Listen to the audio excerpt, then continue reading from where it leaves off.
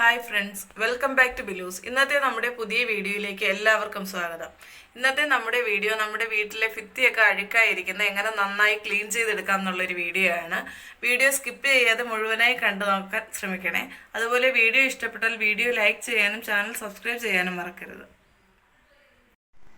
ഈ കുട്ടികളൊക്കെ ഉള്ള വീടാണെങ്കിൽ തന്നെ വീട്ടിലെ അഴുക്ക് കൂടാതെ ഈ കുട്ടികൾ ഭിത്തിയിൽ വരച്ച് വെക്കുകയൊക്കെ ചെയ്യും. അങ്ങനെയുള്ള വരകളും പേന കൊണ്ടുള്ള വരകൾ, പെൻസില്, മാർക്കറൊക്കെ കൊണ്ടുള്ള വരകൾ വരെ പോകും ഇങ്ങനെ ഇത് ചെയ്ത് കഴിഞ്ഞാൽ. ഇതിന് വേണ്ടത് കോൾഗേറ്റാണ്. ക്ലീനിങ്ങിന് ഏറ്റവും കൂടുതൽ ഹെൽപ്പ് ചെയ്യുന്നൊരു സംഭവമാണ് കോൾഗേറ്റ്. നമ്മൾ ബ്രഷ് ചെയ്യാൻ വേണ്ടി മാത്രമല്ല, എല്ലാ ക്ലീനിങ്ങിനും നമുക്ക് കോൾഗേറ്റ് യൂസ് ചെയ്യാൻ പറ്റും. കോൾഗേറ്റ് ഈ വെള്ള കളറിലുള്ള പേസ്റ്റ് തന്നെയാണ് ഏറ്റവും നല്ലത് ക്ലീൻ ചെയ്യുന്നതിന് വേണ്ടിയിട്ട്. അതിൻ്റെ കൂടെ വേണ്ടത് നമുക്ക് കുറച്ച് വിനാഗിരിയാണ്.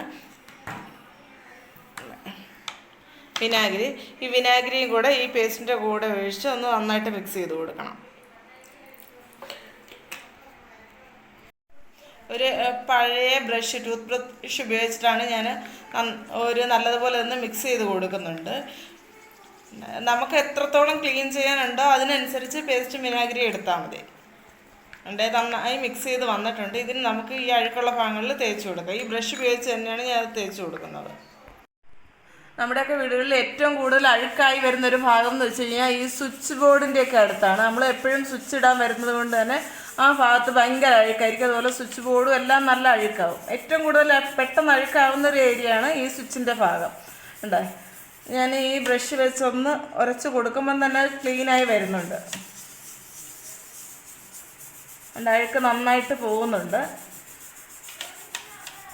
ഒരുപാട് ബലം കൊടുത്തൊന്നും നമുക്ക് തേക്കേണ്ട കാര്യമില്ല. അത് ജസ്റ്റ് ഒന്ന് തേച്ച് കൊടുത്താൽ മതി. അഴുക്കെല്ലാം നല്ലതുപോലെ ഇളകിയിട്ടുണ്ട്.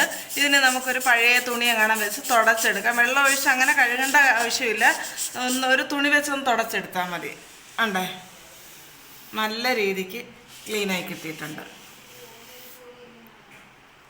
ഇതിൽ അഴുക്ക് കാണാൻ പറ്റുന്നുണ്ട്.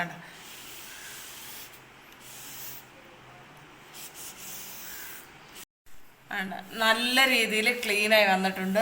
അവിടെ ആ അഴുക്കുണ്ടായിരുന്നതിൻ്റെ ഒരു പാട് പോലും ഇല്ല. ഇപ്പം ആ ഭാഗം നല്ലതുപോലെ ക്ലീനായിട്ടുണ്ട്.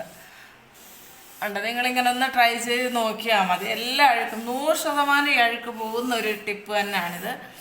പണ്ട് മുതലേ ഞങ്ങളിങ്ങനെ വീട്ടിൽ യൂസ് ചെയ്യുന്നത്. പ്രത്യേകിച്ച് ആദ്യമൊക്കെ കുട്ടികൾ പേന വെച്ച് വരയ്ക്കുന്ന ആ ഒരു ഭാഗമായിരുന്നു ഇങ്ങനെ ക്ലീൻ ചെയ്തുകൊണ്ടിരുന്നത്. പക്ഷെ ഇപ്പോൾ ഈ അഴുക്കാകുന്ന ഭാഗം എല്ലാം ഇങ്ങനെ തന്നെയാണ് തുടച്ചെടുക്കുന്ന, പ്രത്യേകിച്ച് സ്വിച്ച് ബോർഡിൻ്റെ സൈഡും ഒക്കെ. ബാലൻസ് വന്ന ആ ഒരു പേസ്റ്റിനെയും വിനാഗിരിയുടെയും ലിക്വിഡ് കൊണ്ട് നമുക്ക് വാഷ് ബേസിന് നന്നായിട്ട് ക്ലീൻ ചെയ്തെടുക്കാം. അതോടെ കാണിച്ചു തരാം എങ്ങനെയാണെന്നുള്ളത്.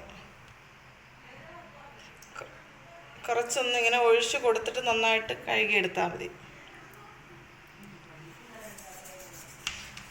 ഈ പൈപ്പിൻ്റെ ഇടഭാഗങ്ങളൊക്കെ വലിയ ബ്രഷ് ആണെങ്കിൽ അത് കയറില്ല. അപ്പോൾ ഇങ്ങനെ നമ്മുടെ ടൂത്ത് ബ്രഷ് ആണെങ്കിൽ ഈ പൈപ്പിൻ്റെ ഇടഭാഗങ്ങളൊക്കെ നന്നായിട്ട് ക്ലീൻ ചെയ്യാൻ പറ്റും. ഓരോ ഇടുക്ക് ഭാഗവും നല്ലതുപോലെ കഴുകി എടുത്തിട്ടുണ്ട്. ഇങ്ങനെ ഇടുക്കായിട്ടുള്ള ഭാഗങ്ങൾ ക്ലീൻ ചെയ്യാൻ പഴയ ടൂത്ത് ബ്രഷും എടുക്കാം.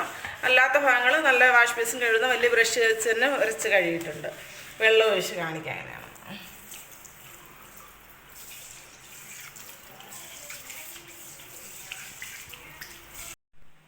നമ്മുടെ അടുത്ത ടിപ്പ് ഗ്ലാസ് ഒക്കെ ക്ലീൻ ചെയ്യുന്നതിന് വേണ്ടിയിട്ടുള്ള ഒരു ടിപ്പാണ്. ഇപ്പം നമ്മുടെ വീട്ടിൽ ജനലിലായാലും കിച്ചണിലൊക്കെ ആയാലും ഗ്ലാസ് ഉണ്ട്. അതുപോലെ ഡൈനിങ് ടേബിളിൻ്റെ ടോപ്പ് ഗ്ലാസ് ആയിരിക്കും. എല്ലായിടവും നമ്മളിങ്ങനെ പിടിക്കുമ്പോൾ ആ ഒരു പിടിക്കുന്ന ഒരു പാടൊക്കെ വീണ് ഒരു അഴുക്കായിട്ടിരിക്കും.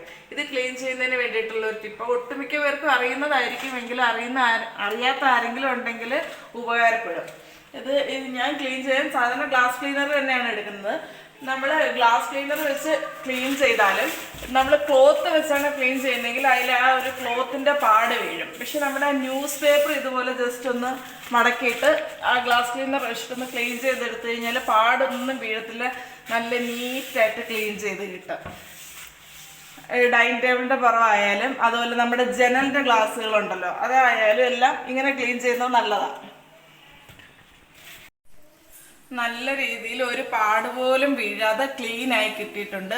ഇപ്പോൾ ക്ലോത്ത് ഉപയോഗിക്കുന്നവരാണെങ്കിൽ അറിയാം, തുടച്ചൊക്കെ കഴിഞ്ഞ് കഴിയുമ്പോഴത്തേക്ക് ഒരു വെള്ളത്തിൻ്റെ ഒരു പാട് പോലെ കിടക്കും. നമ്മൾ ഡൈനിങ് ടേബിളിൻ്റെ പുറമാണെങ്കിലും ജനലിൻ്റെ ഒക്കെ ഗ്ലാസ് ആണെങ്കിലും തുടച്ച് കഴിയുമ്പോൾ ഒരു തുണി കൊണ്ട് തുടയ്ക്കുമ്പോൾ അതിൻ്റെ ഒരു പാട് കിടക്കും.